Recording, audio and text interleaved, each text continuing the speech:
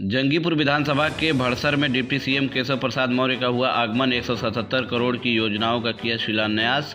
खबर जंगीपुर के भड़सर से है, जहां भड़सर में सूबे के उप मुख्यमंत्री केशव प्रसाद मौर्य का आगमन होने से भारतीय जनता पार्टी के कार्यकर्ताओं में काफ़ी हर्ष का माहौल देखने को मिला। इस दौरान काफ़ी संख्या में लोग एकत्रित रहे। मीडिया से रूबरू होकर डिप्टी सीएम केशव प्रसाद मौर्य ने कहा, गाजीपुर की जनता की सेवा में 177 करोड़ की योजनाओं का लोकार्पण और शिलान्यास किया है, जबकि 10 तारीख को मैंने जखनिया में 68 करोड़ की योजनाओं का लोकार्पण और शिलान्यास किया था। हमारी सरकार विकास पर काम कर रही है।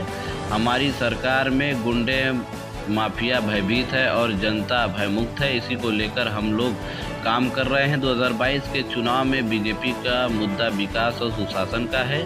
2022 में गाजीपुर की सभी विधानसभा सीट में कमल खिलेगा और 2017 में गाजीपुर की 2 सीटें जो रह गई थी वह अभी हम जीतेंगे।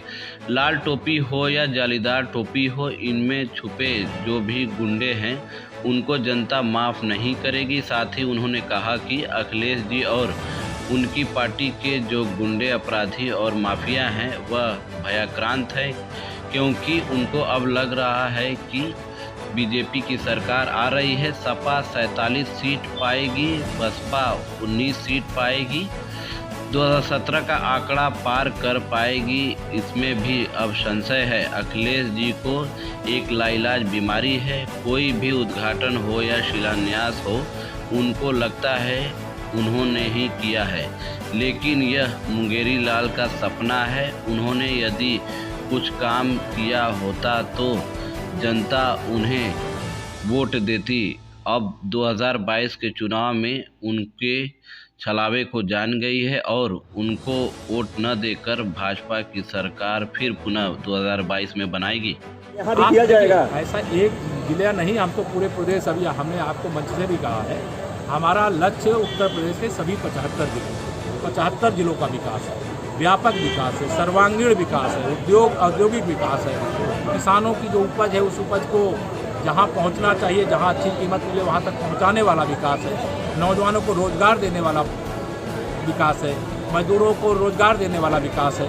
तो हमारा विकास सर्वांगीण है, सर्व समाज को स्पर्श करने। सर, क्या राहुल गांधी का बयान है कि वो हिंदू हैं लेकिन हिंदुत्ववादी नहीं है? अब ये राहुल गांधी जी नहीं है, वो तो मैं ये देख रहा हूँ कि 2014 में अगर कमल नहीं खिला होता तो अपने को हिंदू भी नहीं कहते। आज उनको विवशता में भाजपा की विचारधारा को स्वीकार करना पड़ रहा है, तो अपने को हिंदू कह रहा है, कोई जनेऊधारी कह रहा है, कोई मंदिर जा रहा है, कोई कुंभ मेले में डुबकी लगा रहा है। ये तो जनता के आशीर्वाद का परिणाम है। सर, प्रियंका गांधी कलावा बांध सर विपक्ष आपका सुन लिया मैंने उनका। हाँ,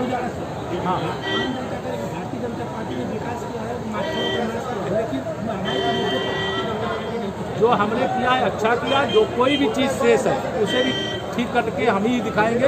ये सपा बसपा कांग्रेस वाले मिलकर लूट लेंगे हमारी जनता को, प्रदेश को, देश को। सर, काशी विश्वनाथ कॉरिडोर का प्रश्न है, जैसा कि अभी विपक्ष मान रहा है कि जो किसान बिल वापसी हुई है ये उत्तर प्रदेश के चुनावों को देख करके हुई है, इसके संदर्भ में क्या कहना चाहते हैं? देखिए, जिनको दृष्टि दोष होता है, मानसिक दोष होता है, वह इस दोष से दुखी है।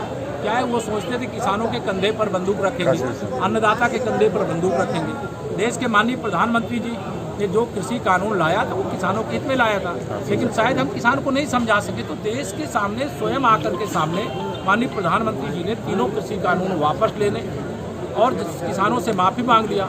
अब ये बेरोजगार विपक्ष ये सोचता है कि कंधा कौन सा इस्तेमाल करें। सीए चला गया, किसान आंदोलन चला गया, अब कोई इनके पास रास्ता नहीं है। एक रास्ता है बंगाल की खाड़ी की तरफ। सर, मथुरा कृष्ण जन्मभूमि को लेके क्या है कि जनता जनार्दन को आज 177 करोड़ की, और 10 तारीख को जब मैं आया था तो 68 करोड़ परियोजनाएं लोकार्पित और शिलान्यास करके यहाँ की जनता की सेवा में समर्पित करने का काम किया। हमारी सरकार का लक्ष्य विकास है। हमारी सरकार का लक्ष्य अच्छी सड़कें, 24 घंटे बिजली, गरीब है रोज़ कमाने खाने वाला है तो प्रधानमंत्री गरीब कल्याण योजना के अंतर्गत, अन्य योजना के अंतर्गत राशन, जो हमारे किसान हैं छोटे हों बड़े हों, प्रधानमंत्री किसान सम्मान निधि, जो गुंडे अपराधी और माफिया हैं उनके खिलाफ कार्रवाई, गुंडे माफिया अपराधी भयभीत रहें और जनता भयमुक्त रहे, इस लक्ष्य के साथ काम करते हैं। और 2022 के विधानसभा चुनाव में